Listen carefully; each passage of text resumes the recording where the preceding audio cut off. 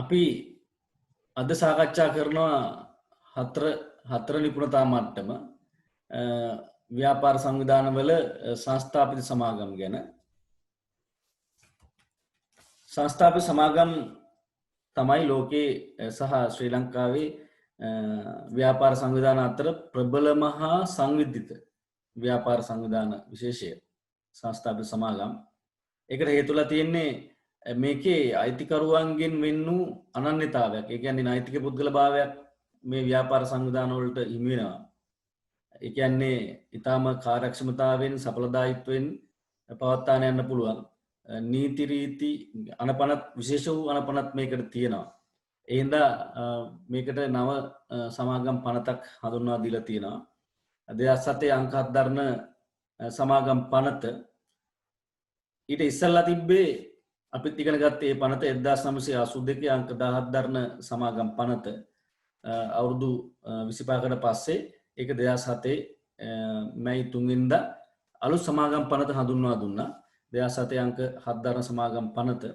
ඒකට හේතුව වර්තමාන ලෝකයට ගැලපෙන ලෙස සමාගම් පවත්වාගෙන යා යුතු නිසා, ඒවා ලියාපදිංචි කළ යුතු නිසා ඒ පනත සරල කරලා වෙළඳ කටයුතු වලට වාණිජ කටයුතු වලට පුද්ගලයන් පෙළඹවීම මේ අලුත් පනතේ අරමුණු උනේ. එතකොට මට මතකයි අපි පරණ පනත ඉගෙන ගන්නකොට 82 අංක 17 දරන පනත ඉගෙන ගන්නකොට මේ සමාගමක් ආරම්භ කරන්න සමාගම් වර්ග කීපයක් තියෙනවා අපි ඔය කතා කරනවා. ඒ සමාගමක් ආරම්භ කරන්න අවම වශයෙන් දෙන්නෙක් ඉන්න ඕන. නමුත් අලුත් පනතේ එක් පුද්ගලයෙකුට උනත් සමාගමක් ආරම්භ කරන්න පුළුවන්. ඒකට හේතුව මේ සමාගම් ආරම්භීමට පුද්ගලයන් පෙළඹවීමට, ඒ කියන්නේ තනි පුද්ගලයෙකුට උනත් එතකොට සමාගමක් ආරම්භ කරන්න පුළුවන්. ඒක නිසා තමයි අලුත් පනත හඳුන්වා දීලා සංස්ථාපිත සමාගම් පවත්වාගෙන යන්නේ. ලංකාවේ විශාලම පුළුල්ම මහා පරිමාණ ව්‍යාපාර සංවිධාන විශේෂය තමයි සංස්ථාපිත සමාගම්. දැන් මේ 2020 තිබ්බු විභාගෙදී ඇහුවා ඉස්තැන් පුරවන ප්‍රශ්නයක් තිබ්බා ලංකාවේ බහුලවම දක්නට ලැබෙන ව්‍යාපාර සංවිධාන විශේෂය මොකක්ද කියලා. මම එදත් ඒක කිව්වා. කාටද කියන්න පුළුවන්? ලංකාවේ බහුලවම දක්නට ලැබෙන ව්‍යාපාර සංවිධාන විශේෂය. ලංකාවේ බහුලවම දකින්න තියෙන ව්‍යාපාර සංවිධාන විශේෂය අපි කතා කරා තනි පුද්ගල කේවල සාම ව්‍යාපාරයක්ම වැඩිපුරම තියෙන ඒවා. හැබැයි මහා පරිමාණම ව්‍යාපාර සංවිධාන විශේෂ තමයි සංස්ථාපිත සමාගම්. අපි එහෙමනම් ඒ සමාගම් ගැන කතා කරන්නේ. මේකේ සංස්ථාපිත සමාගම් අපි අර්ථ දක්වනවා. සංස්ථාපිත සමාගම් වල සුවිශේෂී ලක්ෂණ විස්තර කරනවා. සංස්ථාපිත සමාගම් වල වාසිය හා සීමා ලැයිස්තුගත කරනවා. සමාගමක් සංස්ථාපනය කිරීමේ ක්‍රියාපටිපාටිය පැහැදිලි කරනවා. සමාගමක් ලියාපදිංචි කිරීමේදී භාවිතන ලියවිලි පැහැදිලි කරනවා. සංස්ථාපිත සමාගම් වර්ග කරනවා. එක් එක් සමාගම් වර්ගයේ ලක්ෂණ ලැයිස්තුගත කරනවා. එක් එක් සමාගම් වර්ගය සඳහා නිදසුන් ඉදිරිපත් කරනවා. සංස්ථාපිත සමාගම් වර්ග සැසඳීමේ නිර්ණායක පැහැදිලි කරනවා. නිර්ණායක පදනම් කරගෙන සංස්ථාපිත සමාගම් සස්දනවා. දෙන ලද ව්‍යාපාරවල නාමය අනුව එය අයත් වන ව්‍යාපාර සංවිධාන වර්ගය හඳුනා ගන්නවා. අපි මෙතෙන්ට පස්සෙමු. මේ ඊළඟට දැන් සංස්ථාපිත සමාගම් වල අර්ථ දැක්වීම. දැන් සමාගම් පනතේ සංස්ථාපිත සමාගමක් අර්ථ දක්වලා තියෙනවා. විශේෂයෙන්ම සමාගම් පනත යටතේ සංස්ථාපනය කරන නෛතික පුද්ගල භාවයක් ඇති කොටස් නිකුත් කිරීමෙන් ප්‍රාග්ධනය රැස් කරනු ලබන බොහෝ විට වක්කීම සීමා සහිත ආයතන විශේෂයක් තමයි සමාගමක් කියලා කියන්නේ. අපි මේවල ලක්ෂණ කතා කරනකොට ඔබට පැහැදිලි වෙයි. මෙතන ලියමු අපි මෙහෙම සමාගමක් කියන එක නිර්වචනය 2007 අංක 7 දරන 2007 අංක 7 දරන සමාගම් පනත යටතේ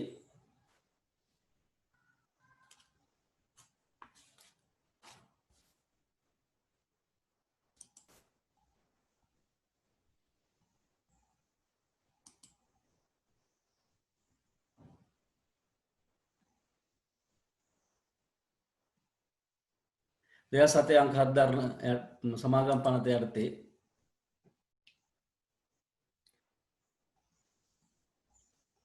සංස්ථාගත කරන ලද පුද්ගලයන්ගේ එකතුවක් සමාගමක් ලෙස හැඳින්විය හැක. සමාගමක් ලෙස හැඳින්වේ.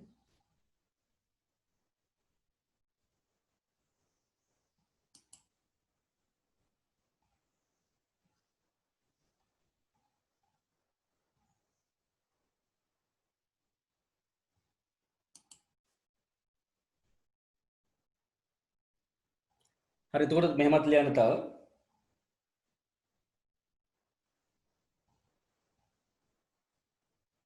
සමාගම් පනත යටතේ සංස්ථාපනය කරන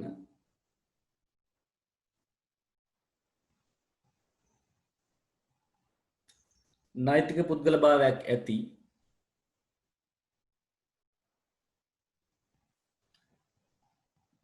පුද්ගල භාවයක් ඇති කොටස් නිකුත් කිරීමෙන් ප්‍රාග්ධනය රැස් කරනු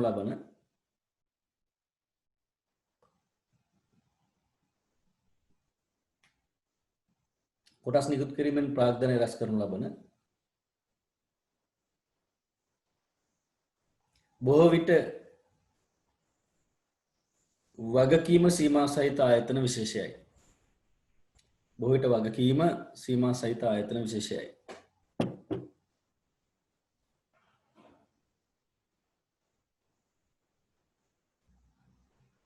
හරි එතකොට ශ්‍රී ලංකාවේ සංස්ථාපක සමාගම් සම්බන්ධයෙන් බලපාන පනත මං කිව්ව එක 2007 අංක 7 දරන සමාගම් පනත. එතකොට ශ්‍රී ලංකාවේ සමාගම් සම්බන්ධව ප්‍රධාන බලධාරී ආයතනය තමයි සමාගම් රෙජිස්ට්‍රාර් දෙපාර්තමේන්තුව DRC. දැන් සමාගම් රෙජිස්ට්‍රාර් දෙපාර්තමේන්තුව එක ආයතනයක තියෙන. දැන් අපි තනි පුද්ගල ව්‍යාපාර හවුල් ව්‍යාපාර ලියාපදිංචි කරන්න පුළුවන් ඕනෑම ප්‍රාදේශීය ලේකම් කාර්යාලයක. හැබැයි සමාගම් රෙජිස්ට්‍රාර් කාර්යාලය තමයි සමාගමක් ලියාපදිංචි කළ යුත්තේ සංස්ථාපනය කරන්න ඕනේ. ශ්‍රී ලංකාවේ සමාගම් සම්බන්ධ බලධාරියා තමයි සමාගම් රෙජිස්ට්‍රාර් ජෙනරාල්. එයා තමයි ඒකේ ප්‍රධානියා. එතකොට සමාගම් පනතෙත් කියලා තියෙන මේ මම ඒක ඔයාලට දුන්නා සංස්ථාපනය කරන ලද නීතිමය ඒකකයක් සංස්ථාපිත සමාගමක් කියලා කියනවා. එතකොට සංස්ථාපිත සමාගම් වල දැකිය හැකි ලක්ෂණ දැන් අපි මේවා මං ඉස්සෙල්ලා කතා කරා. නීතිමය පුද්ගලභාවය කියන එක. දැන් සංස්ථාපිත සමාගම් වලට නීතිමය පුද්ගලභාවයක් තියෙනවා. නීති ඉදිරියේ එහෙම නැත්නම් ව්‍යාපාර කටයුතු සමාගම නමින් කරන්න පුළුවන්. ඒක තමයි නෛතික පුද්ගලභාවය කියලා කියන්නේ. සමාගම නමින් නඩු පැවරීමටත් පැවරුම් ලැබීමටත් ඒ කියන්නේ කාට හරි පුළුවන් සමාගමට නඩුවක් දාන්න. ඒ වගේම සමාගමටත් පුළුවන් සමාගම නමින් වෙන කාට හරි නඩු පවරන්න. පැවරුම් ලැබීමටත් පවරන්නටත්. ඒ කියන්නේ සමාගමට විරුද්ධව වෙන පුද්ගලයෙකුට සමාගමේ නමට නඩු දාන්න පුළුවන්. ඒ වගේම සමාගමට පුළුවන් සමාගම නමින් තවත් පුද්ගලයෙකුට හරි ආයතනයකට හරි නඩු පවරන්න. ඊළඟට සමාගම නමින් වත්කම් අත්පත් කරගන්න, සමාගම නමින් ගිවිසුම් වලට එළඹෙන්න, සමාගම නමින් බදු ගෙවන්න, සමාගම වෙනුවෙන් නියෝජිතයන් බදවා ගන්න, සමාගමේ අභ්‍යන්තර කටයුතු වලට බලපාන නීති සම්පාදනයට පුළුවන් සමාගම නමින්. ඊළඟට සීමිත වගකීම. කොටස්කරුවන්ගේ මූල්‍යම් බැදීම උන් සමාගමට ආයෝජනය කළ මුදලින් ඔබට පැතිර යන්නේ නැහැ. දැන් අපි තනි පුද්ගල ව්‍යාපාර, හවුල් ව්‍යාපාර කතා කරා ඒවල වගකීම අසීමිතයි. ඒ කියන්නේ තනි පුද්ගල සහ හවුල් ව්‍යාපාරවල ව්‍යාපාර කටයුතු කරන්න ව්‍යාපාරය ගත්තු ණය ගෙවන්න ව්‍යාපාරයේ තියෙන වත්කම් ප්‍රමාණවත් නැත්තම් ඒ කියන්නේ තමන්ගේ පෞද්ගලික ඉඩකඩම් දේපල හරි විකුණලා ඒ ණය තුරුස් ගෙවන්න අපි බැඳලා ඉන්නවා. එතකොට ඒකේ වගකීම අසීමිතයි. දැන් මේ වල එහෙම එකක් නැහැ. මේ වල එහෙම එකක් නැහැ. විනාඩි 40න් අවසන් වෙයි. 40න් හරි 45න්. එතකොට අය මං එවන්නම්. එහෙම මැසේජ් එකක් ආවා දැන්. කොටස්කරුවන්ගේ මූල්‍යයෙන් බැඳීම ඔවුන් සමාගමට ආයෝජනය කළ මුදලෙන් ඔබට පැතිර යන්නේ නැහැ. ඒ කියන්නේ වගකීම සීමා සහිතයි. Tamanට ව්‍යාපාරේ වසා දමන අවස්ථාවේදී නැතුනොත් නැති වෙන්නේ Taman ව්‍යාපාරයට ආයෝජනය කරපු මුදල පමණයි. එහෙම නැතුව ව්‍යාපාරේ ගත්තු ණය වගකීම් බාහිර වගකීම් ගෙවලා දාන්න එහෙම බැඳීමක් නැහැ. ඊළඟ අඛණ්ඩ පැවැත්මක් තියෙනවා. අර මම කිව්වේ කොටස්කරුවන්ගේ මරණය, බුන්නත්භාවය, උමුතුභාවය, ඊළඟට රෝගී තත්ත්වය, උත්පලභාවය මේවා නිසා වැහිලා යන්නේ නැහැ. ඒකින් බාධාක් නෙවෙයි සමාජයේ පැවැත්ම අඛණ්ඩයි. ඒකේ නිත්‍ය සම්පතික හැකියාවක් තියෙනවා. ඊළඟට කොටස් පැවරිය හැකි වීම. දැන් සමාගමේ පනතේ නියමයන්ට අනුව තව කෙනෙකුට කොටස් පවරන්න පුළුවන්, විකුණන්න පුළුවන්. තමන්ගත් සම්බන්ධ වෙලා ඉන්නවා නම් සමාගමකට ඒකේ අපි ඉස්සරහට කතා කරනවා. ඒ කොටස් කාට හරි පවරන්න පුළුවන්.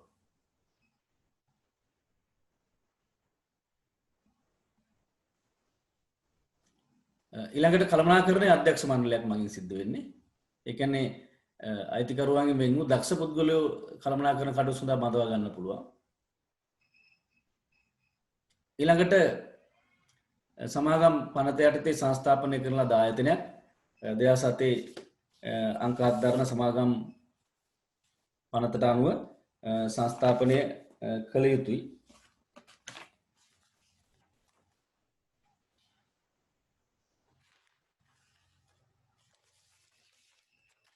හරි. ඊළඟට අපි මේ පොදුවේ දැන් සමාගම් වර්ග මං එකින් එක කතා කරනවා. වර්ගීකරණය මං ඔයාලට දෙනවා. ඒ එකින් එක කතා කරනවා. ඒ කතා කරන්න ඉස්සෙල්ලා සමාගම් වල මූලික ලක්ෂණ සමාගම් වල මූලික ලක්ෂණ අපි කතා කරන්න ඕනේ එකින් එක. දැන් සමාගම් වල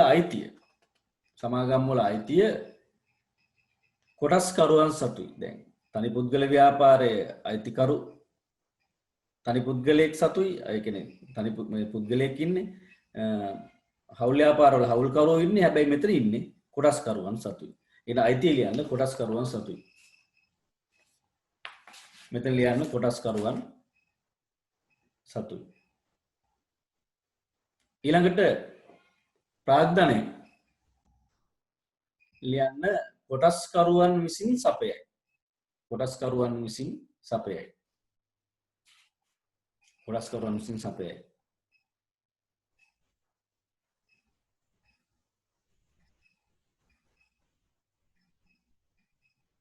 හරි. එතකොට කළමනාකරණය කරන්නේ කොටස්කරුවෝ විසින් මහසභා රැස්වීම් වල පත් කරගන්න අධ්‍යක්ෂ මණ්ඩලයක් මගින් කළමනාකරණ කටයුතු කරනවා.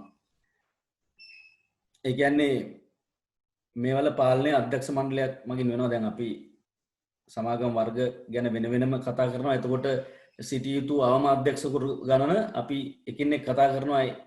එක් සමාගම් වලදී දැන් සමාගම් වර්ග තියෙනවා. සීමා සහිත පෞද්ගලික සමාගම්, සීමා සහිත පොදු සමාගම්, අත්පෙරළ සමාගම්, මේ වගේ සමාගම් තියෙනවා. ඇපෙන්සීම් සමාගම්. මේ වර්ග කතා කරනකොට අපි ඒ කොච්චර එක් සමාගම් වල අවම අධ්‍යක්ෂකවරු ඉන්නව නැද්ද කියන එක කතා කරනවා. මෙතනදී මේම ලියන්න කොටස්කරුවන් විසින් පත් කර ගනු ලබන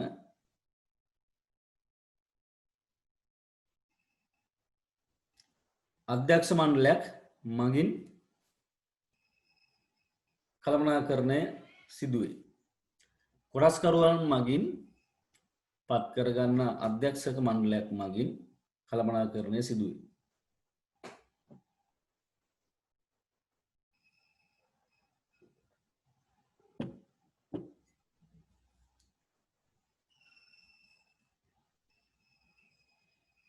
හරි. ඊළඟට පාලනය ආකාර දෙකකට කරනවා. දැන් මේකට පනතක් තියෙනවනේ. සමාගම් පනතක් තියෙනවා. මේකේ එක දෙක දාලා කෑලි දෙකක් කොටස් පේලි දෙකක් ලියන්න තියෙනවා. එහෙනම් මේ උඩින් ලියන්න 1 ව්‍යස්ථාපිත පාලනය මෙහි ඉස්සරහින් ටිකක් ලියන්නත් තියෙනවා මෙහෙම ලියන්න එක උඩිම ලියන්නේ හින්දා ව්‍යස්ථාපිත පාලනය සමාගම් පනතේ විධිවිධාන වලට අනුව එහෙම ලියන්න මේ ව්‍යස්ථාපිත පාලනය කියලා පොඩි ඉරක් දාලා සමාගම් පනතේ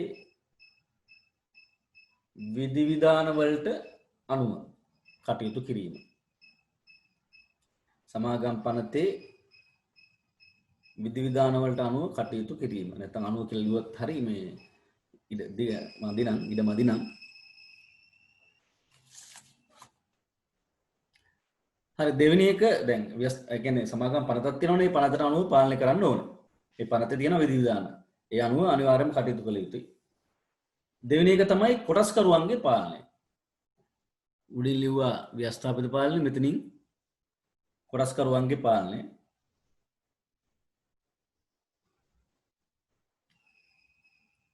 එතන ඉස්සරහින් ඉරක් දාලා ලියන්න. කොටස්කරුවන් මහ සභා රැස්වීමේදී යෝජනා සම්මත කරගෙන කොටස්කරුවන් නැත්නම් මහ සභා රැස්වීම වලදී යෝජනා සම්මත කර ගැනීම ඉඩ මදි නම් එහෙම ලියන්න මහ සභා රැස්වීම වලදී යෝජනා සම්මත කර ගැනීම මගින්. එතකොට පාලනය ආකාර දෙකකින් සිද්ධ වෙනවා. එකක් ව්‍යවස්ථාපිත පාලනය සමාගම් පනතේ නියමයන්ට අනුව පාලනය කරන්න ඕනේ. ඊළඟ එක කොටස්කරුවන්ගේ පාලනය. ඒ කියන්නේ මහ සභා රැස්වීම දැන් සමාගම් වල එහෙම රැස්වීම විශේෂයක් තියෙනවා. ඒ වලදී යෝජනා සම්මත කරගෙන කොටස්කරුවන්ට පුළුවන් පාලන කටයුතු කරගෙන යන්න. හරි ඊළඟට මේ සමාගම් වල වගකීම දැන් ඒකත් බොහෝ විට වගකීම සීමා සහිතයි. වගකීම අසීමිත සීමා රහිත වගකීම තියෙන ව්‍යාපාර සංවිධාන මේ සමාගමුත් තියෙනවා. හැබැයි ඒවා අපිට නම් කරන්න ලංකාව තුල එච්චර එහෙම නෑ වගකීම අසීමිත සමාගම්. ඒ හින්දා මෙතන ලියමු වගකීම බොහෝ විට අසීමිත වේ. සීමිත වේ. බොහෝ විට වගකීම සීමා සහිත වේ.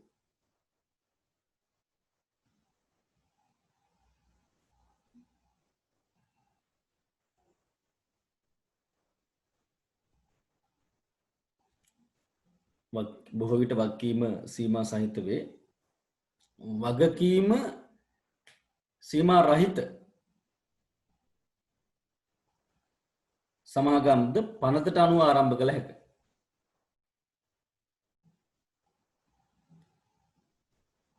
එතකොට කොටස්කරුවන්ගේ අසීමිත වගකීමක් තියෙන්නේ. අයත් මම කියන්නම් වගකීම සීමා සහිතයි. සීමිත වගකීමක් තියෙන්නේ.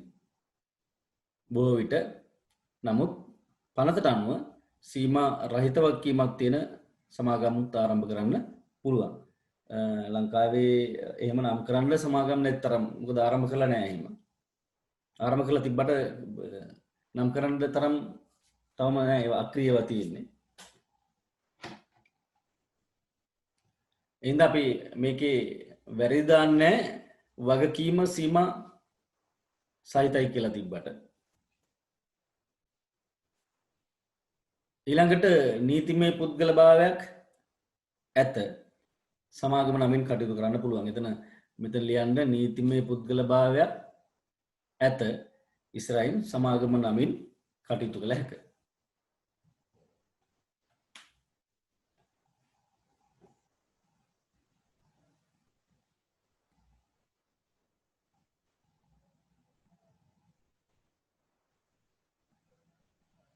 හරි ඊළඟට ලියාපදිංචිය එහෙම නැත්නම් සංස්ථාපනය අපි සමාගම් ලියාපදිංචියත් එක්ක නීතිමය පුද්ගල භාවයක් ලැබෙන හින්දා ඒකට කියන නම තමයි සංස්ථාපනය. ලියාපදිංචි කිරීම අනිවාර්ය වේ. ලියාපදිංචි කිරීම ඒ කියන්නේ සමාගම් පනත යටතේ සමාගම් රෙජිස්ට්‍රාර් කාර්යාලයේ ලියාපදිංචි කළ යුතුයි. සමාගම් පනතට අනුව සමාගම් රෙජිස්ට්‍රාර් කාර්යාලය ලියාපදිංචි කළ යුතුයි. ලියාපදිංචි කිරීම අනිවාර්ය වේ. ලියාපදිංචි කිරීම අනිවාර්යයි. සමාගම් පනත යටතේ 2007 අංක 7 දන සමාගම් පනත යටතේ සමාගම් රෙජිස්ට්‍රාර් කාර්යාලයේ ලියාපදිංචි කරන්න ඕනේ. ඊළඟට ලාභාලාභ බෙදා හැරීම අධ්‍යක්ෂකවරු විසින් තීරණය කරන කොටස්කරුවන් විසින් අනුමත කළ ලාභාංශ කොටස්කරුවන් අතර බෙදා හරිනවා. එතකොට අධ්‍යක්ෂකවරු විසින් ඒක තීරණය කරන්න ඕන. කොටස්කරුවන්ගෙන් මාස භාර රැස්වීමේදී ඒකට යෝජනා සම්මත කරගෙන අනුමැතිය ගන්න ඕන. ඉතින් මෙතන ලියන්න අධ්‍යක්ෂකවරු විසින් තීරණය කර කොටස්කරුවන් විසින් අනුමත කළ ලාභාංශ අනුපාතයක් කොටස්කරුවන්ට බෙදා හැරේ. සමාගම නමින් බදු ගෙවයි. සමාගම නමින් බදු ගෙවයි. සමාගම නමින් ඔන්න බදු ගෙවන්න පුළුවන්.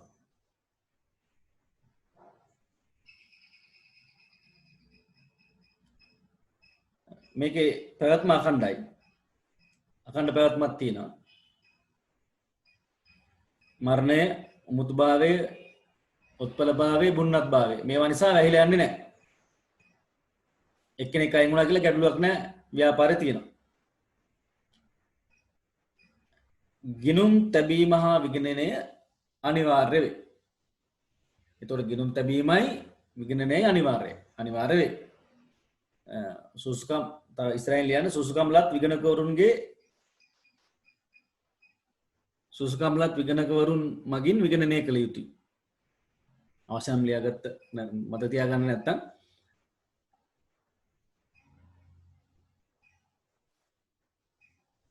ගිණුම් තැබීම හා විගණනය අනිවාර්ය වේ. සුසුකම්ලත් විගණකවරුන් මගින් විගණනය කළ යුතුය.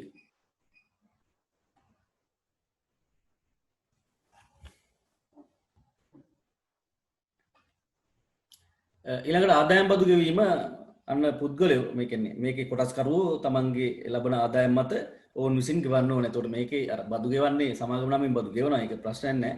ආදායම් බද්ද ගෙවන්න ඕනේ ඒගොල්ලෝගේ ලාභ මත පෞද්ගලිකව ගෙවන්න ඕනේ. එතන ලියන්න ලාභාංශ ආදායම් මත කොටස්කරුවන් විසින් ගෙවිය යුතුයි. ලාභාංශ ආදායම් මත කොටස්කරුවන් විසින් ගෙවිය යුතුයි.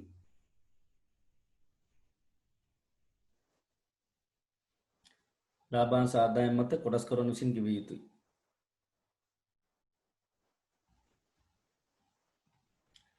හරි ඈවර කිරීම එහෙම නැත්නම් අපි ඒකට කියන්නේ විසිරුවා හැරීම කියලා. දැන් මේකේ ක්‍රම තුනකට වෙනවා. මෙතන 1 2 3 දාලා හරි මෙහෙම ලියන්න. පළවෙනි එක ස්වේච්ඡාවෙන් ඒගොල්ලන්ගේ සමාගමේ කැමැත්ත මත කොටස්කරු මහා සභාව රැස්වීමේදී තීරණය කරලා විසිරුවා හරින්න පුළුවන්. පළවෙනි එක ස්වේච්ඡාවෙන්. ඒ කියන්නේ කැමැත්තෙන්. එක ස්වේච්ඡාවෙන් උඩින්ම ලියන්න තුනක් ලියන්න තියෙනවා. එක ස්වේච්ඡාවෙන්. දෙක අධිකරණය මගින්. දෙක අධිකරණය මගින්. අධිකරණයට යන්න පුළුවන් ගැටලු තියෙනවා නම්. තුන අධිකරණයේ අධීක්ෂණයට යටත්ව. එතනදී අධිකරණයෙන් පත් කරනවා විසිරුවා හැරීම නීතිඥයෙක් නියෝජිතෙක් ඒ මාර්ගයෙන් විසිරුවා හරින්න පුළුවන්. අධිකරණයේ අධීක්ෂණය යටතේ තුන්වෙනි එක. පළවෙනි එක ස්වේච්ඡාවෙන්, දෙවෙනි එක අධිකරණය මගින්, ඊළඟ තුන්වෙනි එක අධිකරණයේ අධීක්ෂණයට යටත්ව විසිරුවා හරින්න පුළුවන්. මේ අපි කතා කළේ පොදුවේ සමාගම් වල දැකිය හැකි වාසි මේ ලක්ෂණ සමා වෙන්න. ඊළඟට මේ අපි කතා කරනවා මේ සංස්ථාපිත සමාගම් වල දැකිය හැකි වාසි. සංස්ථාපිත සමාගම් වල දකින්න පුළුවන් වාසි මොනවද කියන එක.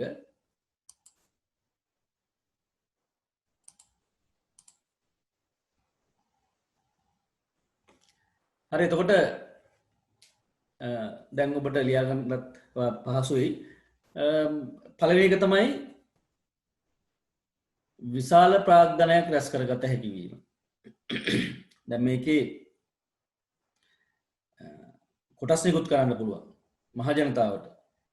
එතකොට මේ මහ ජනතාවට කොටස් නිකුත් කරලා තනි පුද්ගල ව්‍යාපාර, හවුල් ව්‍යාපාර වලට වඩා වැඩි ප්‍රාග්ධනයක් රැස් කරගන්න පුළුවන්. එතකොට පළවෙනි කාරණය තමයි විශාල ප්‍රාග්ධනයක් රැස් කරගත හැකි වීම. ඒක ලියා ගන්න පළවෙනි එක.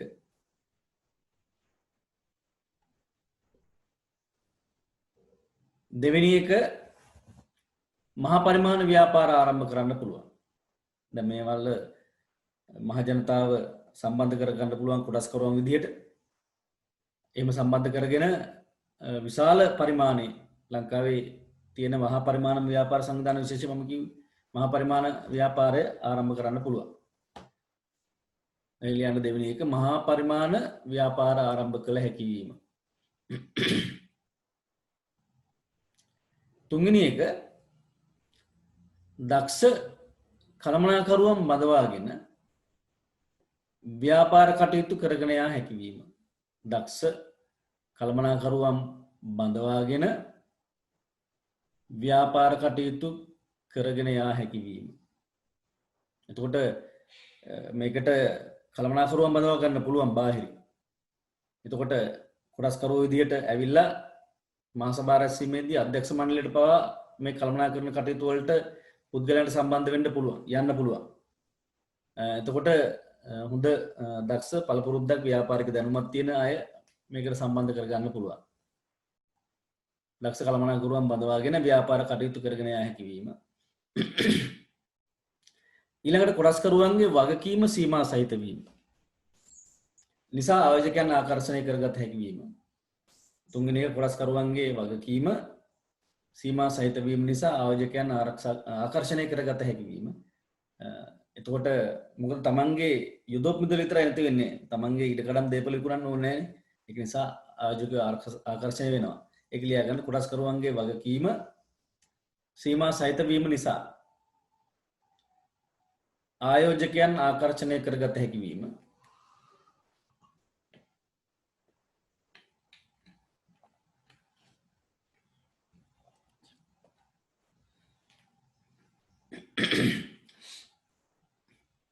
ඊළඟට කොටස්කරුවෝගේ මරණය හෝ ඉවත් වීම නිසා ව්‍යාපාරයේ පැවැත්මට හානියක් නොවීම. කෙටියෙන් කිව්වොත් එම අඛණ්ඩ පැවැත්මක් තිබීම. කොටස්කරුවෝගේ මරණය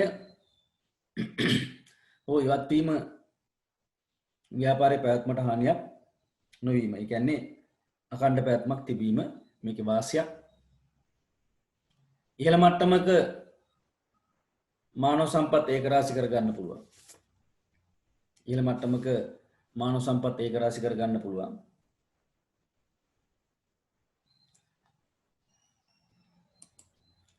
ව්‍යාපාරයේ නීතිමය පුද්ගලභාවයක් තිබීම.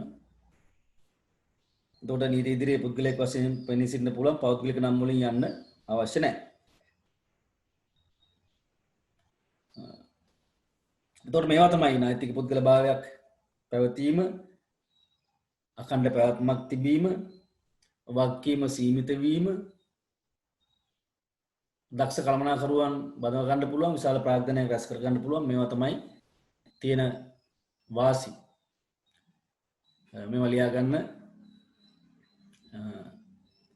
ඉහළ මට්ටමක මානව සම්පත් ඒකරාශී කරගත හැකි වීම, ව්‍යාපාරයේ නීතිමය පුද්ගලභාවයක් තිබීම, නීති ඉදිරි පුද්ගලයෙක් වශයෙන් පෙනී සිටින්න පුළුවන්. මේ ටික ලියාගත්තද?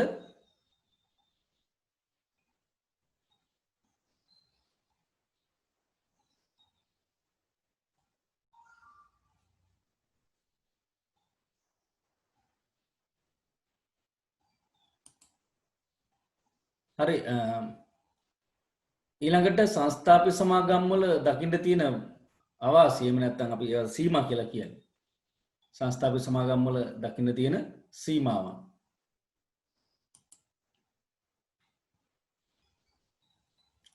හරි. එතකොට දැන් මේක අර තනි පුද්ගල ව්‍යාපාර, හවුල් ව්‍යාපාර වලට වඩා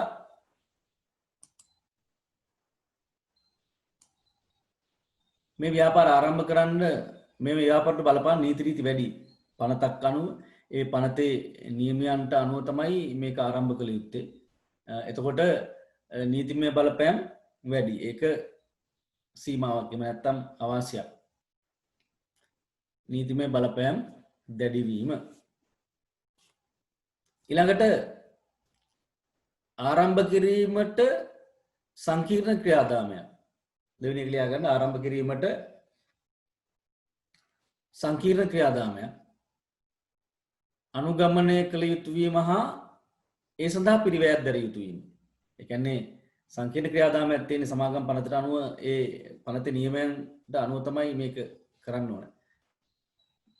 මම මේක ලියාගෙන කියලා ඉවරනකන් ඉන්න ඊළඟ එක ලියා ගන්න සාකච්ඡා මේ පැහැදිලි කරන්න ඕන නිසා දෙවෙනි එක ආරම්භ කිරීමට සංකීර්ණ ක්‍රියාදාමයක් අනුගමනය කළ යුතු වීම හා ඒ සඳහා පිරිවැයක් දැරිය යුතු වීම. ඒ ක්‍රියාවලියට යම් වියදමක් දරන්න වෙනවා. තුන්වෙනි එක ලියා ගන්න කොටස් සංඛ්‍යාව මත ඡන්ද බලය හිමිවීම නිසා කොටස් සංඛ්‍යාව මත ඡන්ද බලය හිමිවීම නිසා සුළු කොටස්කරුවන්ට වැඩි බලයක් හිමි නොවීම. කොටස්කරුවන්ට වැඩි බලයක් හිමි නොවීම. කොටස් සංඛ්‍යාව මත ඡන්ද බලය හිමිවීම නිසා සුළු කොටස්කරුවන්ට වැඩි බලයක් හිමි නොවීම. මම මේක පැහැදිලි කරන්නම් ඊළඟ ඒවා ලියන්න ඉස්සලා අහගන්න. දැන් one vote for one share. එක කොටසකට එක ඡන්දයක් හිමි වෙනවා. එතකොට ගන්න කොටස් සංඛ්‍යාව මත ඡන්ද බලය වැඩි. එතකොට සුළු කොටස් හිමියන්ට වැඩි බලයක් හිමි වෙන්නේ නැහැ. මම මේක උදාහරණ කීපයකින් කතා කරන්න ලියා ගන්න ඉස්සලා අහගන්න. දැන් ස්ටිව් ජොබ්ස් තමයි Apple සමාගම ආරම්භ කරේ. Apple සමාගම ආරම්භ කරා බොහොම පරිශ්‍රමයකින් විශාල පරිශ්‍රමයක් යොදලා ඒක දියුණු කරගෙන කොටස් වෙළඳපොලේ ලැයිස්තුගත කරලා කොටස් වෙළඳාම ඒ ව්‍යාපාරය ඒ දක්වා පුළුල් කරා. අවසානයේ කොටස් වෙළඳපොළ හරහා වෙන කෙනෙක් මේ Apple සමාගම මිලට ගත්තා. ඊට පස්සේ අධ්‍යක්ෂ මණ්ඩලෙත් එළියට දැම්මා ස්ටිව් ජොබ්ස්. හැබැයි නැවත පික්සාල් සහ නෙක්ස්ට් කියන සමාගම් පටන්ගෙන ඒවත් දියුණු කරගෙන ස්ටිව් ජොබ්ස්න් නැවත Apple එකේ බලය ගත්තා කොටස් අරගෙන. ඊළඟට මේ දැන් අවුරුදු දෙකකට ඉස්සර ලංකාවේ ඔබ දන්නවා අංකික ධනවතා ධම්මික පෙරේරා. එයා මේ කොටස් වෙළඳපොළ හරහා තමයි ව්‍යාපාර අයිති කරගන්නේ. විශේෂයෙන්ම සිංහ ශ්‍රී ලංකා සමාගම ඒකේ කොටස් 66.4ක් හෝ 5ක් මට 166ක් කියමුකෝ 166ක් මිලට ගත්තා. එතකොට කොටස් 166ක් ගන්නවා කියන්නේ ඡන්ද බලය 166යි. එහෙනම් එයාට කැමති විදිහට අධ්‍යක්ෂ මණ්ඩලයට ගිහිල්ලා ඒක පාලනය කරන්න පුළුවන්. ඒ කියන්නේ කොටස් සංඛ්‍යාව මත ඡන්ද බලය හිමිවන කොටස් 166ක් ගත්ත හින්දා එයාට ඡන්ද බලය 166යි. ඒ කියන්නේ 3/2 බලයක් වගේ. හින්දා මේ කැමති අය අධ්‍යක්ෂ මණ්ඩලයට පත් කරගෙන ඒ ව්‍යාපාරයේ කැමති විදිහට එයාට පාලනය කරගන්න පුළුවන්. කොටස් සංඛ්‍යාව මත ඡන්ද බලය හිමි නිසා සුළු කොටස් කරුවන්ට වැඩි බලයක් හිමිවීම. ඊළඟට සමාගමේ ලාභය මත සමාගමේ ලාභය මත මෙන්ම කොටස්කරුවන්ට හිමිවන ලාභය මත ද බදු ගෙවීමට සිදුවීම නිසා ලාභ ද්විත්ව බදු ගණනයට හසු වීම. දැන් සමාගමේ ලාභය මත බද්දක් ගෙවන්නත් ඕන. කොටස්කරුවන්ට හිමිවන ලාභාංශ මත බදු ගෙවන්නත් ඕන. දැන් අපි සමාගම් බදු ගැන කතා කරලා තියෙනවා රජය සහ ව්‍යාපාර පාඩමේදී. කෘෂිකාර්මය සුළු හා පරිමාණ ව්‍යාපාර වලින් 14%ක බද්දක් ගන්නවා. ඊළඟට බැංකු රක්ෂණ ඒ වගේ sannivedana ව්‍යාපාර වලින් 28%ක බද්දක් අය කරනවා. මත්පැන් සහ දුම්කල සම්බන්ධ ව්‍යාපාර වලින් 40%ක බද්දක් සමාගම් බදු අය කරනවා. මේක අයත් එක්ක වෙනස් වෙන්න පුළුවන්. එතකොට ඒ සමාගමට සමාගමේ ලාභය මත බදු ගෙවන්නත් ඕනේ. ඒ වගේම කොටස්කරු තමන්ගේ ලාභාංශ මත ආදායමක් උපයා ගන්නවානේ. එතකොට ඒ ආදායම ඒ ආදායම් සීමාව ඉක්ම ආදායම් බදු වලටත් හසු වෙනවා. එතකොට ආදායම් බදු ගෙවන්නත් ඕනේ. ඒ කියන්නේ දෙපාරක් බදු ගෙවනවා. ඒ හින්දා ඒක අවාසියක්. සමාගමේ ලාභය මත බදු ගෙවන්නත් ඕනේ. තමන් උපයන ආදායම් මත ආදායම් බදු ගෙවන්නත් ඕනේ. ඒ හින්දා ලාභ දිත්ත බදු ගණනයකට හසු වෙනවා. ආදායම් බදු සීමාව ඉස්සලා තිබ්බේ පළවෙනි ලක්ෂ 5,000. ඉතින් ඊළඟ ලක්ෂ 6ට එහෙම තිබ්බේ. ඒකත් දැන් වෙනස් වෙලා තියෙන්නේ. ඒවා වෙනස් වෙනවා. හින්දා මේ ඒ පුද්ගලයා උපයන ආදායම් මත බද්දක් අය කරනවා. ඒකටත් ඒක ගෙවන්නත් ඕනේ. එතකොට සමාගමේ ලාභය මත මෙන්ම කොටස්කරුවන්ට හිමි වෙන ලාභය මතද බදු ගෙවීමට සිදුවීම නිසා ලාභ දිත්ව බදු ගණනයකට හසු වීම ඒක ලියා ගන්න. සමාගමේ ලාභය මත මෙන්ම කොටස්කරුවන්ට හිමි වෙන ලාභාංශ මතද සමාගමේ ලාභය මත මෙන්ම කොටස්කරුවන්ට හිමි වන ලාභාංශ මතද බදු ගෙවීමට සිදුවීම නිසා ලාභ දිත්ව බදු ගණනයකට හසු වෙන. කියන්නේ දෙපාරක් බදු ගෙවන්න ඕන. ඊළඟට විශ්‍රාහරණයකත් ලේසි නෑ. ඒකත් සංකීර්ණ ක්‍රියාදාමයක් අනුගමනය කරන්න වෙනවා. ඒක නිසා විශ්‍රාහරීමකදී වුවද සංකීර්ණ ක්‍රියාදාමයක් අනුගමනය කිරීමට සිදුවීම. මෙන්න මේවා තමයි සීමා සහිත සමාගම් වල සීමාවන් සංස්ථාපිත සමාගම් වල සීමා හැටියට ගන්නේ.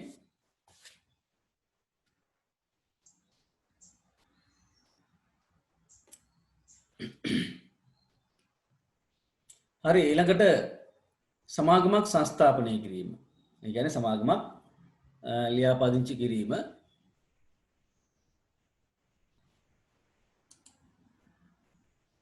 සමාගමක් සංස්ථාපනය කරන්නේ 2007 අංක 10 සමාගම් පනතට අනුව සමාගම් රෙජිස්ට්‍රාර් දෙපාර්තමේන්තුවේ සමාගම් රෙජිස්ට්‍රාර්වරයා ළඟ.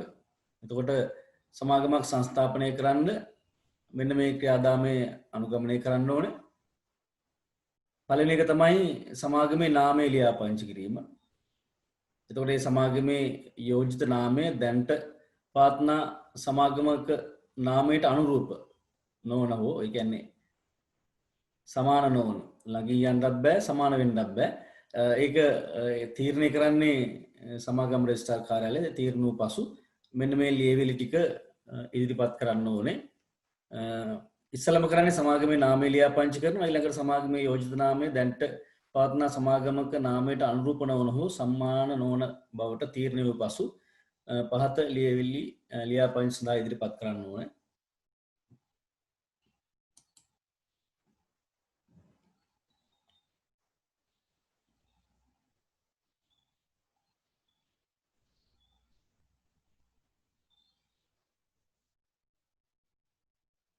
පළවෙනි එක තමයි සමාගම ලියාපදිංචි කිරීමේ ඉල්ලුම් පත්‍රය ලියා ගන්න. සමාගම මෙතන ලියා ගන්න සමාගම ලියාපදිංචි කිරීමේ ඉල්ලුම් පත්‍රය.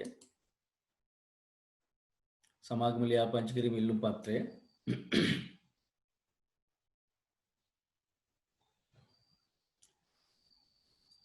දෙවෙනි එක සමාගමේ සාංගමික ව්‍යවස්ථාවලිය. සමාගම කටයුතු කරන ආකාරය පිළිබඳ තොරතුරු මේක ඇතුළත් වෙලා තියෙන මම මේක කතා කරනවා. සමාගමේ සාංගමික ව්‍යවස්ථාවලිය ඒක යවන්න ඕනේ. ඊළඟ එක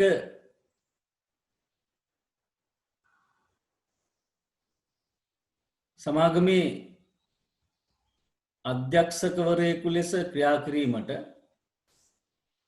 සමාගමේ අධ්‍යක්ෂකවරයෙකු ලෙස ක්‍රියා කිරීමට එක් ආරම්භක අධ්‍යක්ෂකවරයාගේ එක් ආරම්භක අධ්‍යක්ෂකවරයාගේ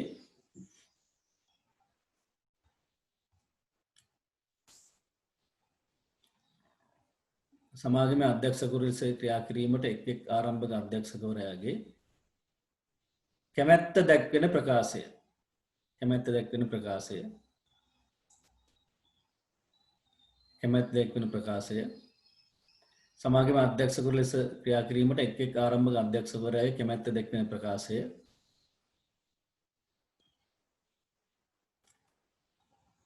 හතරවෙනි ලියවිල්ල යවිය යුතු සමාගමේ ලේකම්වරයා ලෙස ක්‍රියා කිරීමට කැමැති බවට සමාගමේ ලේකම්වරයා ලෙස ක්‍රියා කිරීමට කැමැති බවට සමාගමේ ලේකම්වරයා ලෙස ක්‍රියා කිරීමට කැමැති බවට ආරම්භක ලේකම්වරයාගේ ප්‍රකාශය. මෙන්න මේ ලියවිලි යවන්න ඕනේ.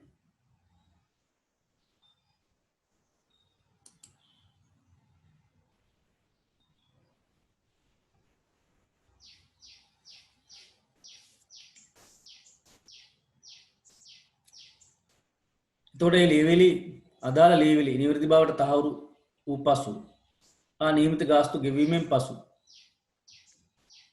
සමාගම් රෙජිස්ට්‍රාර්වරයා සංස්ථාපන සහතිකය නිකුත් කරනවා. ඒ කියන්නේ සමාගමක් ආරම්භ කර බවට නිකුත් කරන සහතිකය තමයි සමාගම් රෙජිස්ට්‍රාර්. ඒ කියන්නේ සමාගම සංස්ථාපනය කරලා සමාගමක් ආරම්භ කර බවට ඒ උපැන්න සහතිකය සංස්ථාපන සහතිකය නිකුත් කරනවා.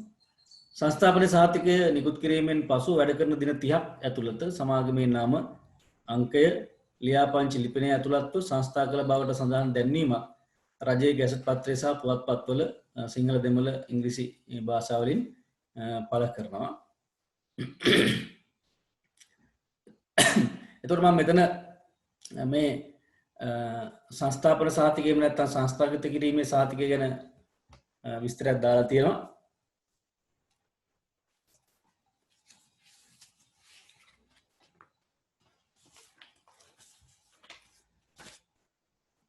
අදාළ නාමය දරන සමාගම 2007 අංකයක් දරන සමාගම් පනත යටතේ සියලු නියමයන් සපුරා නිශ්චිත දිනයක සිට සමාගමක් ලෙස සංස්ථාපනය කර ඇති බව සහතික කරමින් සමාගම් රෙජිස්ට්‍රාර් ජෙනරාල් විසින් නිකුත් කරන සහතිකය. ඒ කියන්නේ සමාගම් රෙජිස්ට්‍රාර් ජෙනරාල් විසින් සමාගම් නාම ලේඛනයේ නම ඇතුළත් කරලා ඒ රෙජිස්ටරේට දැන් අපි රෙජිස්ටර් ඇතුලේ පාසලෙත් එහෙම තියෙනවානේ ඔයාලගේ නම ඇතුළත් කරගන්න ඕනේ ඒකට. ඇතුළත් කරගෙන අනන්‍ය අංකයක් දෙනවා.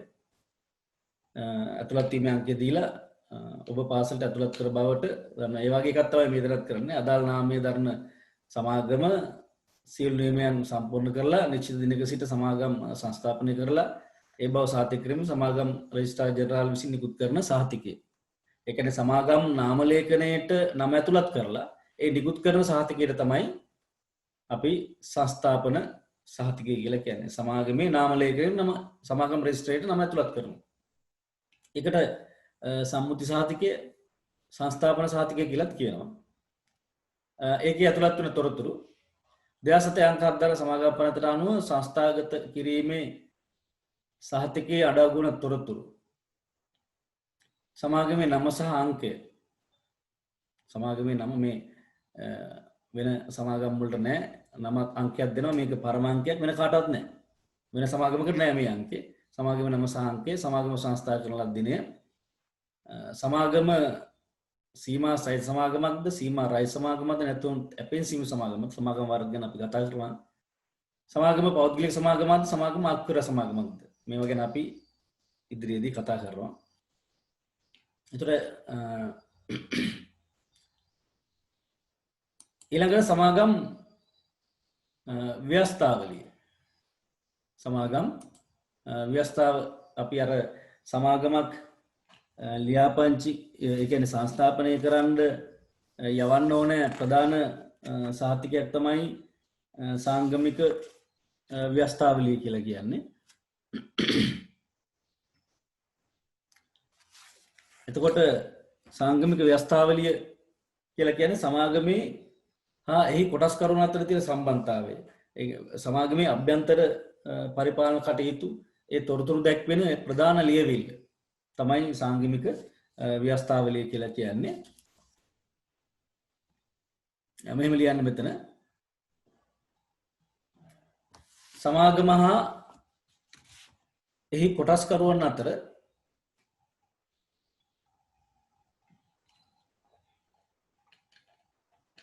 සමාගම හා එහි කොටස්කරුවන් අතර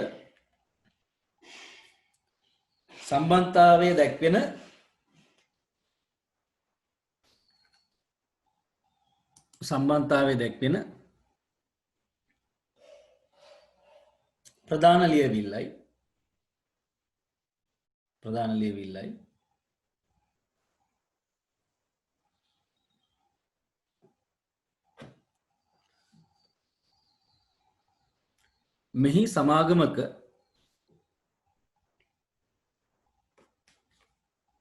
මෙහි සමාගමක අභ්‍යන්තර පරිපාලනයට අදාළ විධිවිධාන ඇතුළත් වේ. අභ්‍යන්තර පරිපාලනයට අදාළ විධිවිධාන ඇතුළත් වේ.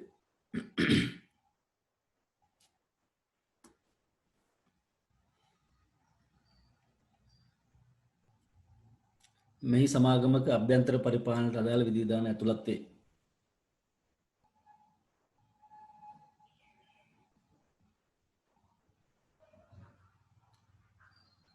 සමාගමක් මෙඩියල්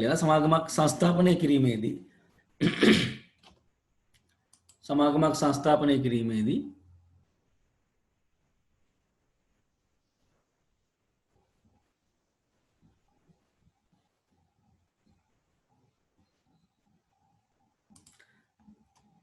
සමාගම් රෙජිස්ට්‍රාර්වරයාට ඉදිරිපත් කර ඇති ප්‍රධාන ලියවිල්ලකි. සමාගම් රෙජිස්ට්‍රාර්වරයාට ඉදිරිපත් කළ යුතු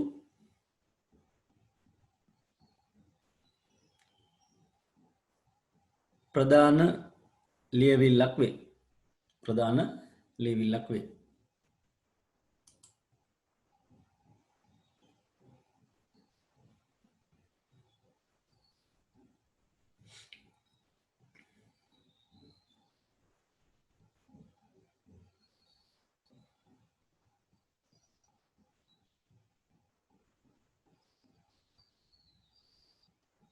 හරි එතකොට සාංගමික ව්‍යවස්ථාවලියේ මෙන්න මේ ප්‍රධාන කරුණු තුන ඇතුළත් වෙනවා. ප්‍රධාන කරුණු තුන. ඒක ලියා ගන්න පළවෙනි එක සමාගමේ පරමාර්ථ.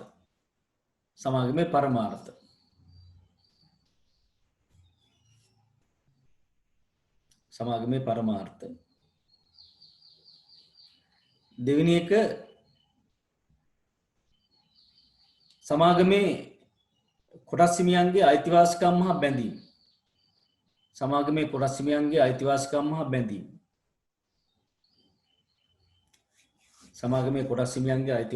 හා බැඳීම්.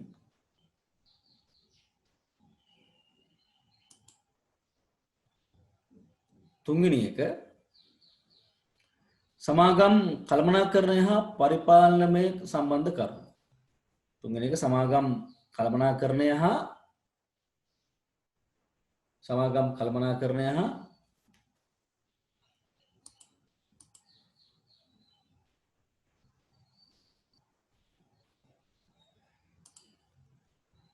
සමාගම් කළමනාකරණය හා පරිපාලනය සම්බන්ධ කරුණු. හරි එතකොට ඒවා තමයි සංගමික ව්‍යවස්ථාවලියේ ඇතුළත් වෙන්නේ. සමාගමේ අභ්‍යන්තර පරිපාලනය කළමනාකරණය සම්බන්ධ තොරතුරු දැක්වෙන ලියවිල්ල තමයි සංගමික ව්‍යවස්ථාවලිය කියලා කියන්නේ. එතකොට මෙන්න මේවා මතක තියාගන්න ඕනේ මේ මම අතිරේක කියවීම් කියලා දාලා තියෙන කියව ගන්න. සමාගම් ව්‍යවස්ථාවේ සකස් කිරීමේදී ඇතුළත් කළ යුතු අනිවාර්ය වගන්ති ඒවා ඔබ කටපාඩම් කරගත යුතු නෑ. ඒවා නිකන් අතිරේක කරුණු වශයෙන් මම එක්ස්ට්‍රා රීඩින් කියලා දාලා තියෙන්නේ.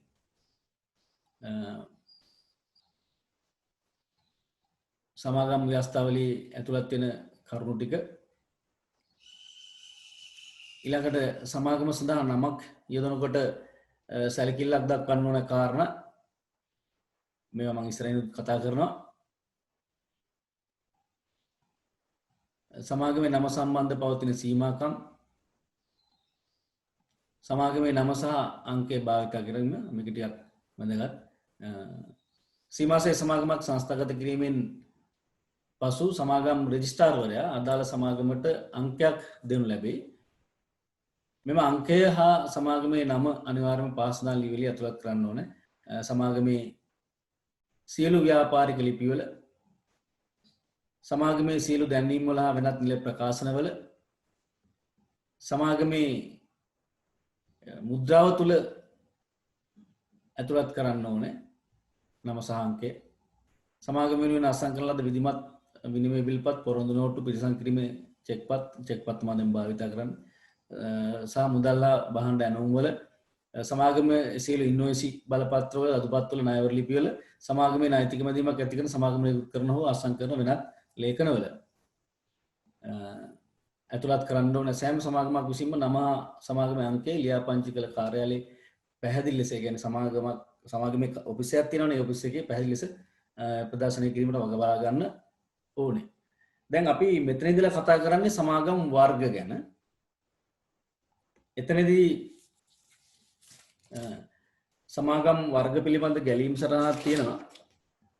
ඒක මම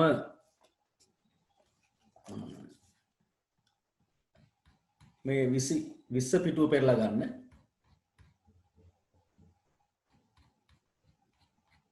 මෙන්න මෙතන මම ඒක දාලා තිනවා. ඒ ගැලීම් සටහන සමාගම් පිළිබඳව ඒ වර්ග කිරීම මට එතන ටියුට් එකේ අන්තර්ගත කරන්න බැරි වුණා. මෙතන ලියාගමු අපි එක.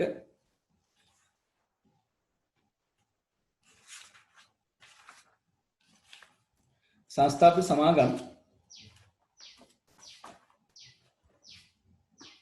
කොටස් තුනකට බෙදෙනවා.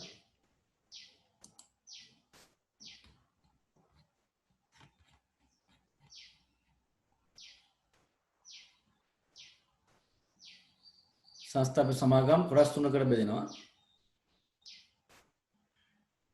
මේක ටිකක් පැහැදිලි නැහැ. සංස්ථාපිත සමාගම් කොටස් තුනයි.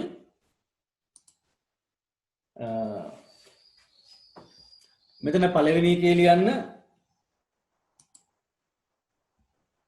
පනතට අනුව කොටස් තුනකට බෙදෙනවා. සීමා සහිත සමාගම් පළවෙනි එකේ ලියන්න සීමා සහිත සමාගම්. ඊළඟ එකේ සීමා රහිත සමාගම්, ඇපෙන් සීමිත සමාගම්. සීමා සහිත සමාගම්, සීමා රහිත සමාගම්, ඇපෙන් සීමිත සමාගම්. ඊළඟට මේ සීමා සහිත සමාගම් කොටස් තුනකට බෙදෙනවා.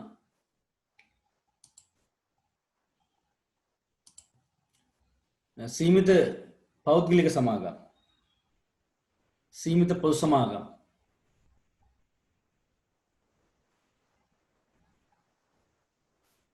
අක්වෙරළ සමාගම්,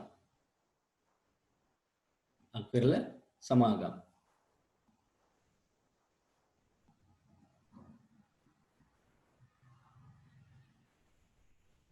සීමා සහිත පෞද්ගලික සමාගම්, සීමා සහිත පොදු සමාගම්, අක්වෙරළ සමාගම්. ඊළඟට ලැයිස්තුගත සමාගම් සහ ලැයිස්තුගත නොවූ සමාගම් කියලා වර්ග කරනවා. සීමා සහිත පොදු සමාගම් කොටස් දෙකකට. සීමා සහිත පොදු සමාගම් කොටස් දෙකකට. ලැයිස්තුගත සමාගම් සහ ලැයිස්තුගත නොවූ සමාගම්. මම නැවත කියන්නම්. සීමා සහිත සමාගම්, සංස්ථාපිත සමාගම් පනතට අනුව කොටස් දෙකකට බෙදෙනවා. සීමා සහිත සමාගම්, සීමා රහිත සමාගම්, ඇපෙන් සීමිත සමාගම්. සීමා සහිත සමාගම් කොටස් තුනයි. සීමිත පෞද්ගලික සමාගම්, සීමිත පොදු සමාගම්, අක්වෙරළ සමාගම්. ඊළඟට සීමිත පොදු සමාගම් කොටස් දෙකකට බෙදෙනවා. ලැයිස්තුගත සමාගම්, ලැයිස්තුගත නොවූ සමාගම් කියලා. එතකොට අපි ඔය වර්ගීකරණය කතා කරනවා. මේ අපි එමනම් ඉස්සලම සමාගම් වර්ග තුනෙන් සීමා සහිත සමාගමක් කියන්නේ මොකක්ද කියන එක නිර්වචනය කරනවා. දැන් මේ වර්ගීකරණයේ තිබ්බු සංස්ථාපිත සමාගම් වල ප්‍රධාන සමාගම් වර්ග නිර්වචනය කරනවා. ඒ ප්‍රධාන සමාගම් වර්ග යටතේ තියෙන අනිත් සමාගම් ඊළඟට කතා කරනවා. මේ සමාගම් එකින් එක ගැන අපි කතා කරනවා. පළවෙනි එක තමයි සීමා සහිත සමාගමක් කියන එක අපි නිර්වචනය කරනවා. දැන් අපි සමාගම් පොදුවේ නිර්වචනය කරලා තියෙන්නේ. පොදුවේ ලක්ෂණ කතා කරලා තියෙන්නේ. ඒ නිසා සීමා සහිත සමාගමක් කියන්නේ මොකක්ද කියන එක කතා කරනවා. දැන් සීමා සහිත සමාගමක්. දැන් මෙහි සංගමික ව්‍යවස්ථාවක් තියෙනවා. ඒ ව්‍යවස්ථාවලියේ නිශ්චිතව සඳහන් කරලා තියෙන කොටස් ප්‍රමාණයක් දක්වා කොටස්කරුවන්ගේ වගකීම සීමා සහිත වන සමාගම්. ඒ කියන්නේ මිලදීගත් කොටස් ප්‍රමාණය දක්වා පමණක් කොටස්කරුවන්ගේ වගකීම සීමා සහිත වන සමාගම් වලට තමයි අපි සීමා මේ සමාගම් කියලා කියන්නේ. ඒතකොට සීමා සහිත සමාගම්. ඒ කියන්නේ තමන් මිලදීගත් කොටස් වලට පමණයි මෙම සමාගම් වල වගකීම තියෙන්නේ. ඒ හින්දා අපි සීමා සහිත සමාගම් කියලා කියනවා. මෙහෙම ලියා ගන්න මෙතන. සංගමික ව්‍යවස්ථාවලියේ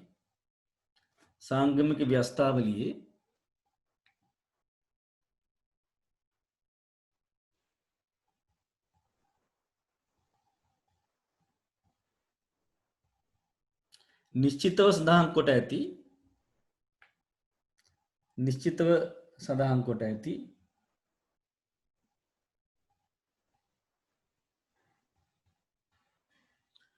කොටස් ප්‍රමාණයක් දක්වා සංගමික ව්‍යවස්ථාවලියේ නිශ්චිතව සඳහන් කොට ඇති කොටස් ප්‍රමාණයක් දක්වා කොටස්කරුවන්ගේ වගකීම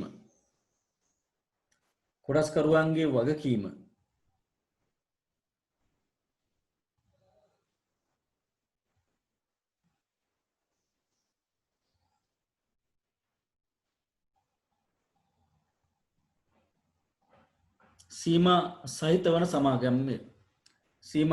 සමාගම්ය.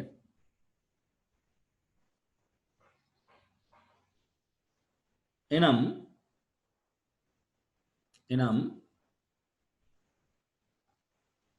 මිලදීගත් කොටස් වල වටිනාකම දක්වා පමණක්. සර් සීමා සහිත වගකීම් මේ සීමා සහිත සමාගම් කියපු එක ආයෙ සැරයක් කියන්නකෝ. හරි. සංගමික ව්‍යවස්ථාවලියේ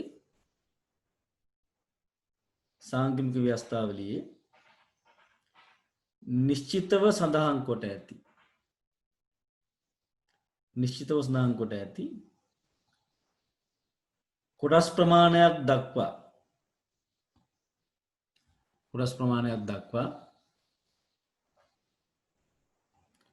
කොටස්කරුවන්ගේ වගකීම සීමා සහිත වන සමාගම්ය.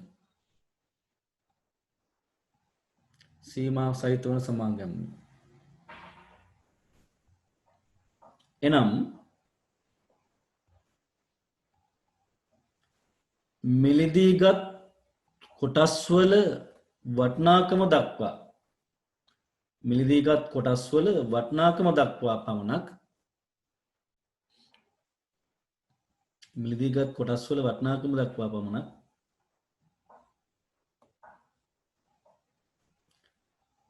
කොටස්කරුවන්ගේ වගකීම සීමිත වන සමාගම්ය.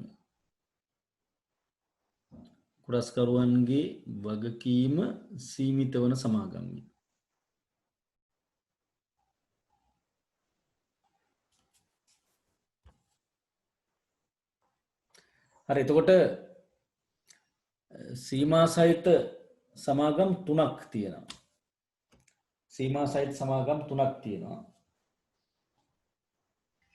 සීමිත පෞද්ගලික සමාගම්, සීමිත පොදු සමාගම්, අත්වල සමාගම්. එතකොට අපි මෙතන අග ඉඩ තියෙනවා නම් විතරක් ලියන්න සීමා සහිත සමාගම් වර්ග 3කි කියලා.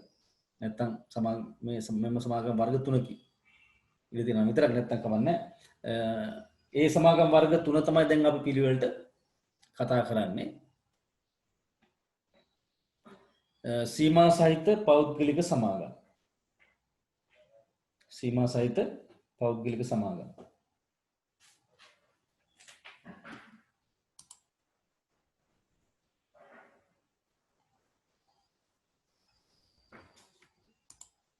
හරි එතකොට දැන් ඔන්න අපි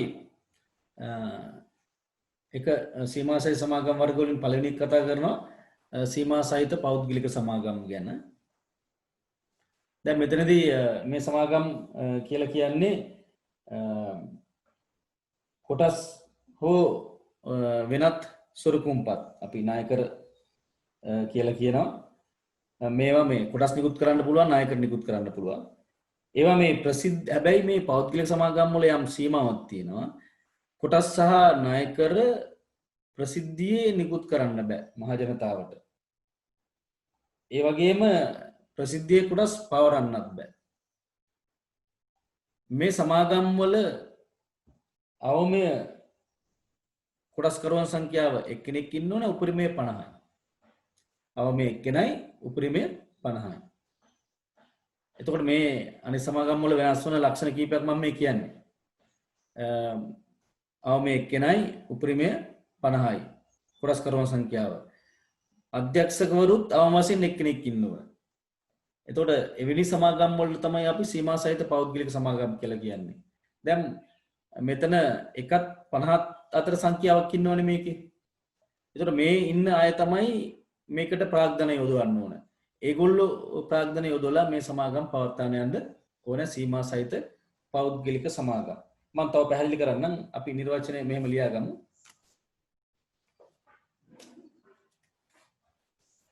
කොටස් හෝ වෙනත් සුරුකුම්පත් අපි මේ නිකුත් කරනවට සුරුකුම්පත් කියලා කියනවා නායකර කියලා වරහන් ඇතුළේ ලියා ගන්න. කොටස් හෝ වෙනස් සුරුකුම්පත් වරහන් ඇතුළේ නායකර. ඒ කියන්නේ ණය ප්‍රාග්ධනය රැස් කර ගන්න නිකුත් කරන ඒවා අපි ඉදිරි පාඩම් වලදී ඒවා සාකච්ඡා කරනවා. කොටස් හෝ වෙනස් සුරුකුම්පත්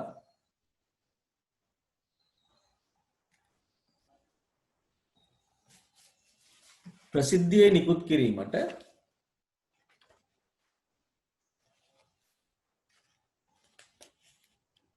අවසර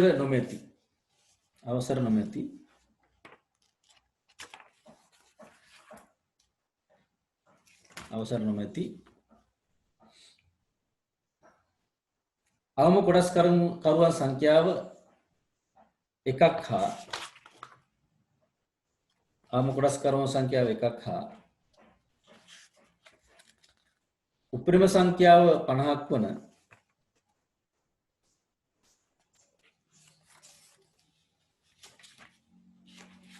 උපරිම සංඛ්‍යාව 50ක් වන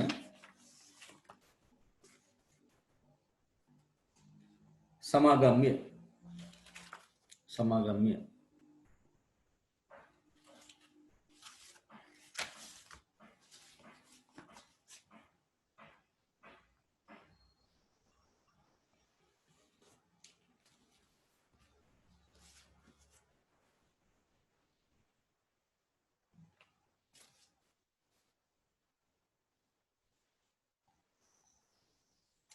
කොටස වෙනත් සුරුකුම්පත් ප්‍රසිද්ධියේ නිකුත් කිරීමට අවසර නොමැති අවම කොටස්කරුවන් සංඛ්‍යාව එකක් හා උපරිමයේ 50ක් වන සමාගම්ය මේ ටිකත් ලියන්න.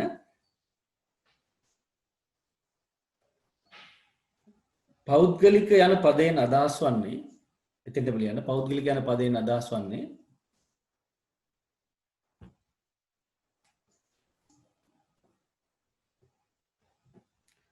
සමාගමේ කොටස්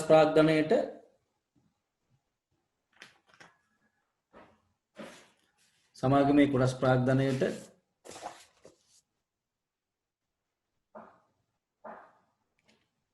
මහජනයා සහභාගී කරවා ගැනීමට නොහැකි බවයි. එනම් මහජනයා සහභාගී කරවා ගැනීමට නොහැකි බවයි. එනම්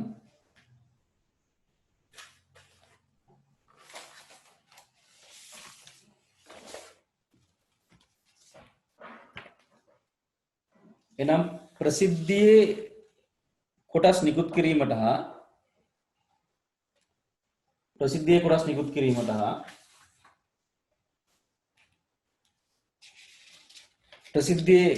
කොටස් පැවරීමට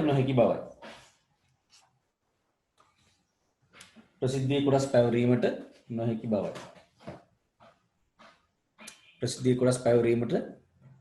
නොහැකි බවයි. දැන් සීමා සහිත පෞද්ගලික සමාගම් දැන් මේවල කොටස් වෙනත් ස්වරූපුම්පත් ඒ කියන්නේ ප්‍රසිද්ධි නිකුත් කරලා මහජනතාවට ආර්දනා කරලා කොටස් රැස් කරන්න බෑ. දැන් මේ අවම එක්කෙනෙක් ඉන්න උපරිමේ 50 කිනා මේගොල්ලෝ එකතු වෙලා තමයි සමාගම කරගෙන යන්න ඕන. ඒගොල්ලෝ තමයි ප්‍රාග්ධනය යොදවන්න ඕන. ඒ සමාගමට සම්බන්ධ වන අය තමයි ප්‍රාග්ධනය යොදවන්නේ. අර අපි ඊළඟට කතා කරනවා සීමා සහිත පොදු සමාගම් කියලා. ඒවල ප්‍රසිද්ධිය මහජනතාවට කොටස් නිකුත් කරන්නත් පුළුවන්. ප්‍රසිද්ධිය කොටස් විකුණන්නත් පුළුවන්. මේවල එහෙම බෑ. මේවල සීමාවක් ඇති කරලා තියෙන්නේ. මොකද විශේෂයෙන්ම ව්‍යාපාරය තම පවුලේ ඥාතීන් හිතවතුන් අතරේ පවත්වාගෙන යන්න අවශ්‍ය නිසා මේ ව්‍යාපාරයේ සීමාවක් ඇති කරලා තියෙනවා. මේ පෞද්ගලික කියන පදයෙන් අදහස් වෙන්නේ ඒ කොටස් ප්‍රසිද්ධියේ නිකුත් කිරීමට හා කොටස් පැවරීමට තියෙන අයිතිය මේකෙන් සීමා කරලා තියෙනවා. එවැනි සමාගම් වලට තමයි සීමා සහිත සමාගම් පෞද්ගලික සමාගම් කියලා කියන්නේ. දැන් අපි මෙවැනි සමාගම් දකින්නට ලැබෙනවා. මෙවැනි සමාගම් දකින්නට ලැබෙනවා. අපි උදාහරණ කීපයක් ලියමු.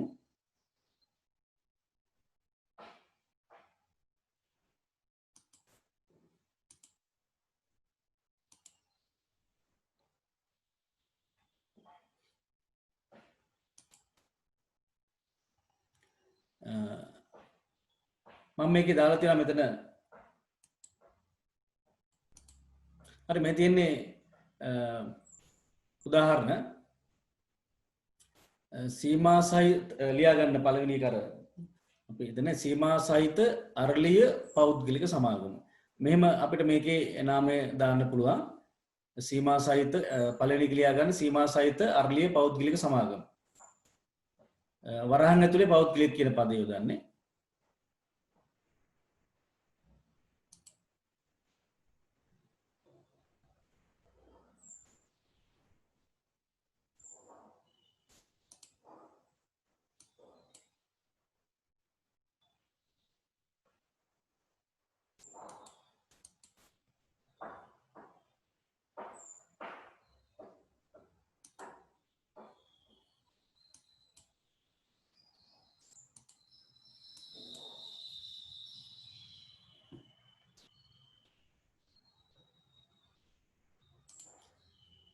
සීමා සහිත අරලිය පෞද්ගලික සමාගම කියලා ලියන්න පුළුවන්. වරන් ඇතුලේ පෞද්ගලික කියලා ලියන්නේ. ඊළඟට මේ ලංකාවේ තියෙන තව එකක් තමයි සීමා සහිත කියලා මෙහෙම ලියන්නත් පුළුවන්. සීමා සහිත මධ්‍යම තැන්පතු ක්‍රම වරන් ඇතුලේ පෞද්ග මේ කෙටියෙන් මෙහෙම සමාගම කියලා ලියන්න පුළුවන්. ඒක ලියා ගන්න. ඊළඟට මේ ඉංග්‍රීසියෙන් ලියන්නත් පුළුවන්. මේ අපි ඔයාලට මේ ව්‍යාපාර අධ්‍යයන විෂය නිර්දේශය තුල හම්බෙන ආයතන කීපයක් මම මේකේ දාලා තියෙන්නේ පෞද්ගලික සමාගම්. ලංකා ක්ලියර් වරහන් ඇතුලේ ප්‍රයිවට් ලිමිටඩ් ඉංග්‍රීසි ලියනකොට එහෙම ලියන්නත් පුළුවන්. එතකොට ඩේවිඩ් පීරිස් PVT වරහන් ඇතුලේ ලිමිටඩ් LTD එහෙම ලියන්නත් පුළුවන් මේ නම ලියනකොට. එහෙම නැත්නම් ශ්‍රී ලංකා විදුලි බල වරහන් ඇතුලේ පුද්ගලික සමාගම. වරහන් ඇතුලේ පුද්ගලික සමාගම. මේ විදිහට අපිට පෞද්ගලික සමාගම් වල නම ලියන්න පුළුවන්. මේ නම ලියවීම වැදගත්. මොකද සමහර විට ප්‍රශ්න පත්‍රවලදී නම දීලා මේක මොන සමාගමක්ද කියලා තනි පුද්ගලික ව්‍යාපාරයක්ද හවුල් ව්‍යාපාරයක්ද සමාගමක්ද ඒ සමාගම් නම් සීමා සහිත පෞද්ගලික සමාගමක්ද පොදු සමාගමක්ද තව සමාගම් වර්ග තියෙනවා. ඒ අනුව හඳුනා ගන්න පුළුවන් වෙන්න ඕනේ. පළවෙනි එක සීමා සහිත අරලිය වරහන් ඇතුලේ පෞද්ගලික සමාගම මෙහෙම නම ලියන්න පුළුවන්. ඊළඟ එක සීමා සහිත මධ්‍යම තැන්පතු ක්‍රම වරහන් ඇතුලේ පෞද්ගලික සමාගම අපි මේවා ඉස්සරහට හම්බෙන ආයතනයක් මේක.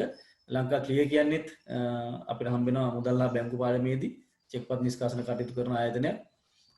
ලංකා ක්ලියර් ප්‍රයිවට් ලිමිටඩ් මෙහෙම ලියන්නත් පුළුවන් ලියනකොට. ඊළඟට ඩේවිඩ් පීරිස් PVT කියලා වරහන් ඇතුලේ ප්‍රයිවට් කියන්නේ PVT LTD කියලා මේ කැපිටල් හරි සිම්පල් වලින් මෙහෙම තියෙන්න පුළුවන්. ශ්‍රී ලංකා විදුලි බල පුද්ගලික සමාගම මේ ටික ලියා ගන්න.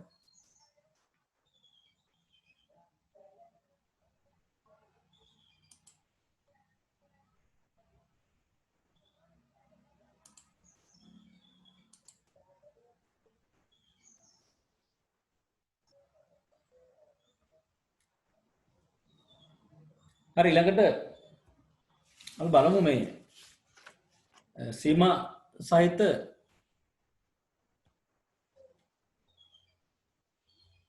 පෞද්ගලික සමාගම් වල ලක්ෂණ අර ටික ලියා ගන්නද නේද?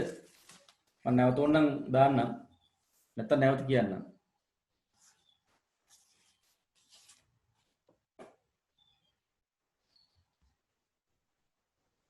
ලියා ගන්න පුළුවන් වුණාද?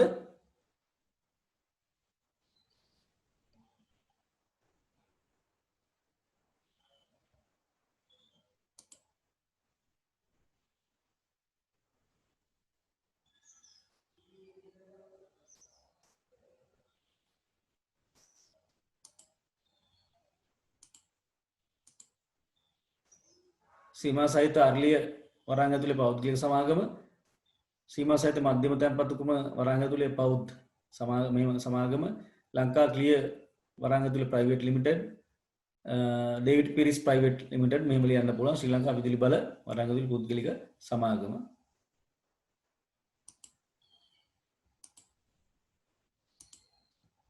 හරි ඊළඟට සීමා සහිත පෞද්ගලික සමාගමක ලක්ෂණ අපි අර මෙන්න මේ ශීර්ෂය යටතේ කතා කරමු සීමා සහිත පෞද්ගලික සමාගමක ලක්ෂණ මොනවද කියලා අයිතිය ඉස්සලම තියෙන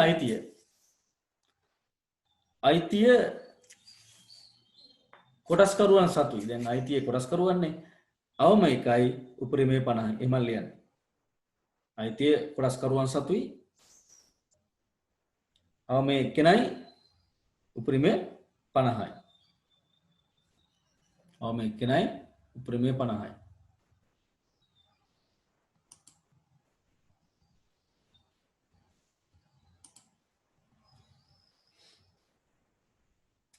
ඊළඟට ප්‍රාග්ධනය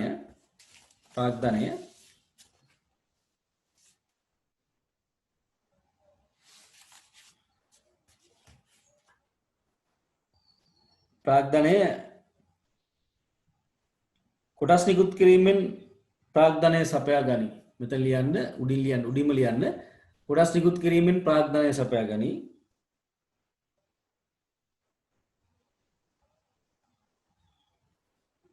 වරහන් ඇතුළේ ලියන්න සාංගමිකයන්ට පමණක් ඒ කියන්නේ අර සම්බන්ධ වෙලා ඉන්න 1.54 සංඛ්‍යාවක් තියෙනවනේ ඒගොල්ලන්ට විතරයි කොටස් නිකුත් කරන්න පුළුවන් කොටස් නිකුත් කිරීමෙන් ප්‍රාග්ධනය සපයා ගනී වරහන් ඇතුළේ සාංගමිකයන්ට පමණක් සාංගමිකයන්ට පමණක් ඒ කියන්නේ ප්‍රසිද්ධ සාංගමයන්ට පමණක් තවත් අවශ්‍ය මෙහෙම ලියන්න ප්‍රසිද්ධියේ කොටස් නිකුත් කළ නොහැක ප්‍රසිද්ධියේ කොටස් නිකුත් කළ නොහැක කොටස්කරුවන් කොටස් නිකුත් කිරීමෙන් ප්‍රාග්ධනය සපයා ගනී සාංගමිකයන්ට පමණක් වරහන් තුල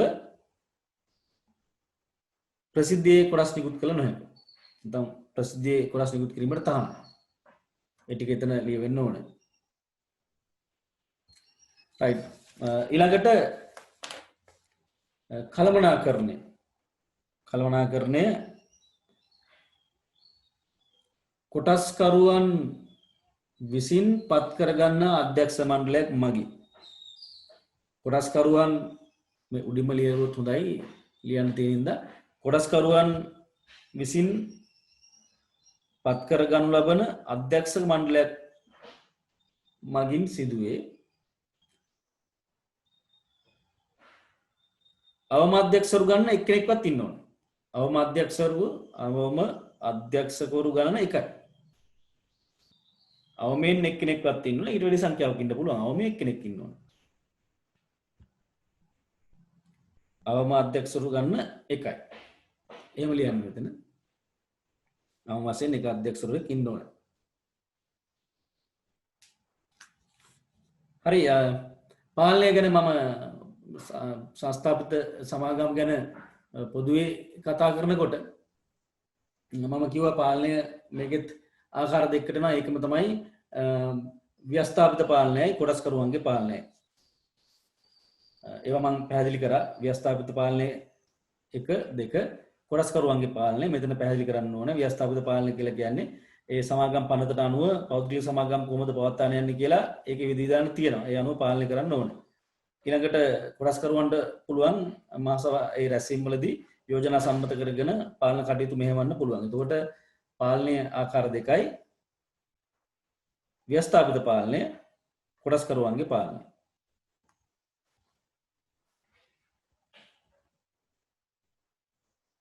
ඊළඟට වගකීම සීමිත වේ. එහෙම නැත්නම් සීමා සහිතයි. වගකීම සීමිත වේ. එහෙම නැත්නම් සීමා සහිතයි.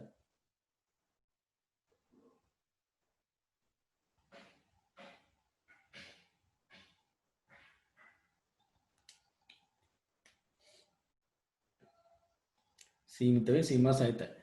නෛතික පුද්ගල භාවයක් ඇත. ඇත කියලා ලිව්වත් ඇති. නෛතික පුද්ගල භාවය කියලා තියෙනවා ඉස්සර. ඇත. ඒවා අපි විස්තර කරලා තියෙන්නේ. ඒ කියන්නේ පෞද්ගලික සමාගම නමින් කටයුතු කරන්න පුළුවන්.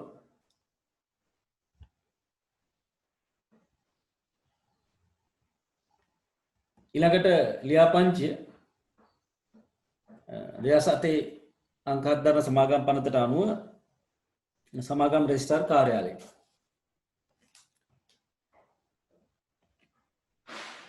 ලියාපදිංචි අනිවාර්යයි. ඒක ලියවෙන්න ඕන. ලියාපදිංචි අනිවාර්ය වේ.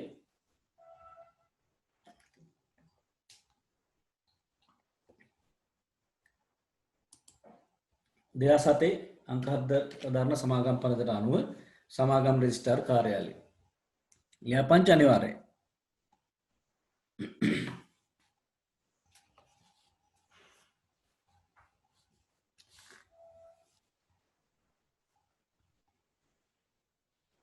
හරි ඊළඟට ලාභ අලාභ බෙදා ගැනීම අධ්‍යක්ෂ මණ්ඩල මගින් තීරණය කරන ලද කොටස්කරුවන් විසින් අනුමත කරන ලද අනුපාතයකට අනුව බෙදා හැරේ. මෙම ලියන්න. අධ්‍යක්ෂකවරු විසින් අනුමත කළ මේ අධ්‍යක්ෂකවරු මගින් අධ්‍යක්ෂ මණ්ඩල මගින් තීරණය කරන ලද කොටස්කරුවන් විසින් අනුමත කරන ලද අනුපාතයකට අනුව ලාභාංශ බෙදා හැරේ. අධ්‍යක්ෂක මණ්ඩලයේ මගින් තීරණය කරන ලද කොටස්කරුවන් විසින් අනුමත කළ අනුපාතයකට අනුව ලාභාංශ බෙදා හැරේ. කොටස්කරුවන් විසින් අනුමත කළ අනුපාතයකට අනුව ලාභාංශ බෙදා හැරේ. දැන් මේ ලක්ෂණ කීපයි සාර මං ඒකට ආයෙ කියන්නකෝ. මෙම ලියන්න අධ්‍යක්ෂක මණ්ඩලය මගින් තීරණය කළ අධ්‍යක්ෂ මණ්ඩලය මගින් තීරණය කර අධ්‍යක්ෂ මණ්ඩලය මගින් තීරණය කර කොටස්කරුවන් විසින් අනුමත කළ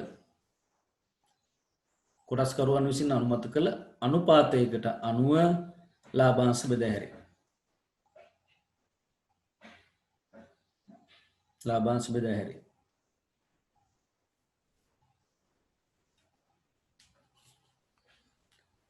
බදු ගෙවීම සමාගම නමින් බදු ගෙවිය යුතුයි. සමාගම නමින් බදු ගෙවන්න ඕන.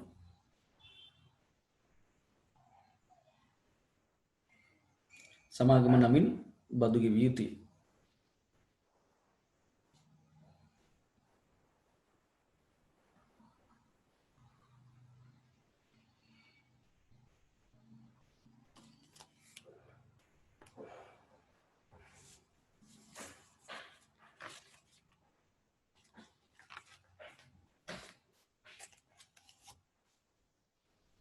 ඊළඟට පැවැත්ම අඛණ්ඩයි.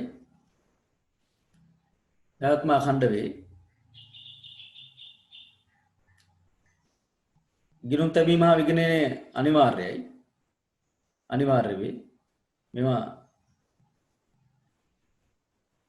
ගිණුම් තැබීම විගණනය අනිවාර්යයි.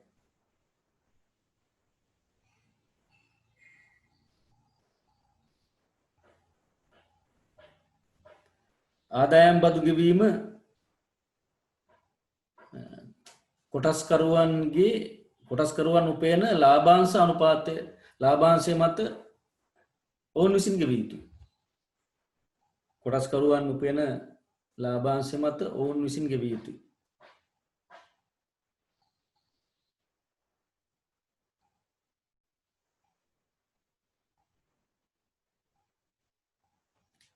කොටස්කරුවන් උපයන ලාභාංශ මත ඔවුන් විසින් ගෙවිය යුතුයි.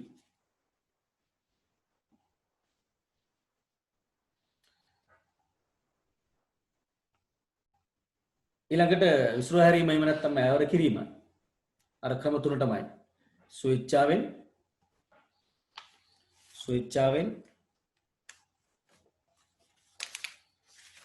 අධිකරණය මගින්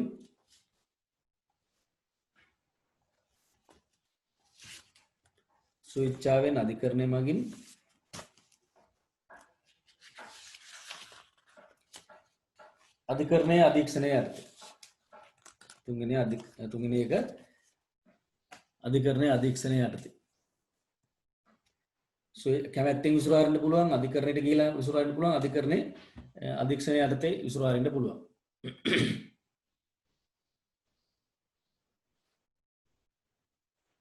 හරි සීමා සහිත පෞද්ගලික සමාගම් වල ලක්ෂණ අපි කතා කරේ. ඊළඟට සීමා සහිත පෞද්ගලික සමාගම් වල වාසි අපි කතා කරනවා.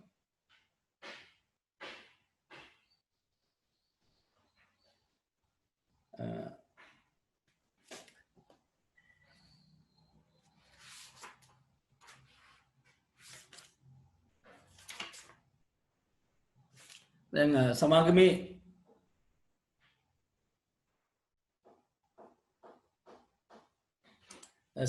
අයිතිය පවුලේ ඥාතීන් හා හිතවතුන් අතරේ පවත්වාගෙන යන්න පුළුවන්. මේක අර කොටස් වෙළඳපොළ හරහා කොටස් විකිණීමක් සිද්ධ වෙන්න තින්දා අයිතිය කාටවත් යන්නේ නැහැ. ඉතින් තමන්ගේ පවුලේ ඥාතීන් හිතවතුන් අතරේ අයිතිය පවත්වාගෙන යන්න පුළුවන්. මොකද ඒකට සම්බන්ධ වෙන 1.54 සංඛ්‍යාව තමයි කොටස් මුදල් යොදවලා ව්‍යාපාර කටයුතු කරගෙන යන්නේ. ලාභ බෙදා ගන්නෙත් ඒගොල්ලෝ අතර. සමාගමේ පාලන බලතල සීමිත පිරිසක් අතරේ යොදවා ගන්න පුළුවන්. ලාභයේ සීමිත පිරිසක් අතරේ බෙදා ගැනීමට ඉඩකඩ ලැබෙනවා. මොකද තනි පුද්ගලයෙකුට දැන් පෞද්ගලික සමාගමක් ආරම්භ කරන්න පුළුවන්. කේල ස්වාමියා හවුල් ව්‍යාපාරට සාපේක්ෂව වැඩි ප්‍රාග්ධනයක් රැස් කර ගන්න පුළුවන්. වගකීම සීමිතයි. නීතිමය පුද්ගල භාවයක් තියෙනවා. පොදු සමාගම් වලට සාපේක්ෂව දැන් ඊළඟට අපි කතා කරන සමාගම් වලට සාපේක්ෂව නීති බලපෑම් අඩුයි. හැබැයි තනි පුද්ගල ව්‍යාපාර හවුල් ව්‍යාපාරට වඩා නීති බලපෑම වැඩි. අඛණ්ඩ පැවැත්මක් තියෙනවා. අධ්‍යක්ෂ මණ්ඩලයක් මගින් කළමනාකරණය කිරීම නිසා කළමනාකරණය කාර්යක්ෂමයි. කොටස්කරුවන් සියලු දෙනාගේ ඒකමතික යෝජනා සම්මතයකින් රැස්වීම පැවැත්වීමෙන් තොරව සමාගමේ බොහෝ කටයුතු ඉටු කරන්න පුළුවන්. අපි ඊළඟට කතා කරන පෞද්ගලික පොදු සමාගම්, සීමා සහිත පොදු සමාගම් ලංකාවේ තියෙන විශාලම ව්‍යාපාර සංවිධාන විශේෂය ඒවා කතා කරනකොට ඒවල කොටස්කරුවන්ගේ සියලු දෙනාගේ ඒකමතික යෝජනා සම්මතයකින් රැස්වීම පැවැත්වීමෙන් තොරව වැඩ කරන්න අමාරුයි.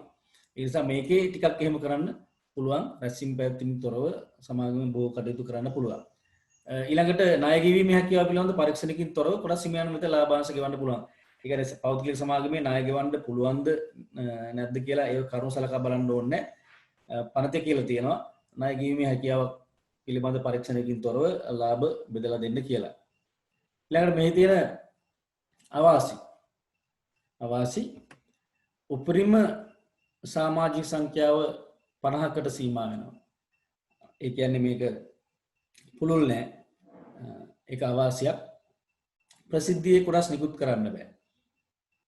ප්‍රසිද්ධියේ කොටස් පවරන්න බෑ. කොටස් වෙළඳපොලේ ලේඛනගත වෙලා ලැයිස්තුගත වෙලා දැන් අපි ඊළඟ පොත් සමාගම් ගැන කතා කරනවා. ඒවල පුළුවන් කොටස් වෙළඳපොලේ ලැයිස්තුගත වෙලා නිල් ලැයිස්තු සමාගමක් වෙන්න පුළුවන්. ප්‍රසිද්ධියේ උඩ කොටස් නිකුත් කරන්න පුළුවන් වෙනවා. ඒව කරන්න බෑ මේකේ. සමාගම් පනතේ නීතිමය අවශ්‍යතා ඉටු කරන්න ඕනේ. නීතිමය බලපෑම් වැඩි තනි සහ හවුල් වලට වඩා සංස්ථාපනය කිරීමේ ක්‍රියාවලි සංකීර්ණ වීම නිසා ඒකට ඉහළ පිරිවැයක් දරන්න සිද්ධ වෙනවා. ඒකට ඉහළ පිරිවැයක් දරන්න සිද්ධ වෙනවා.